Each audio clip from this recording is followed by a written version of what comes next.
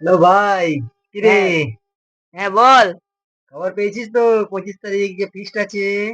কিন্তু ভাই আমি তো যেতে পারবো না, বুঝলি তো? কেন রে? আমার একটু অসুবিধা আছে।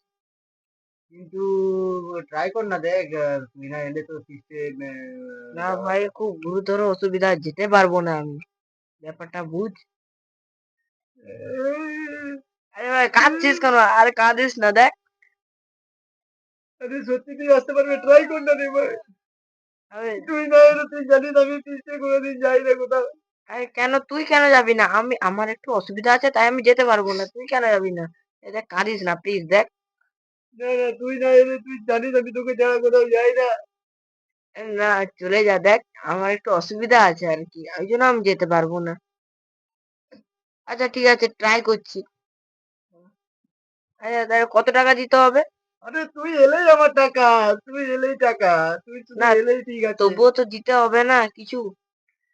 তুই আসবি, এটাই। তুই এলেই আমার টাকা হয়ে যাবে। তুই মানে না এলে সব শেষ হয়ে যাবে। কি শেষ হয়ে যাবে? তবুও বল না, কত একটা তো টাকা দিতে হবে না, ফিস্টে যাবো মানে। আরে তুই টাকা দিতে হবে না তোকে। তুই আমার ফোন পেতে 2,000 টাকা পাঠিয়ে দিস। কেন? শুভ যে বললো 1,000 টাকা করে সকলে। মানে 1,000 টাকা করেই সকলে।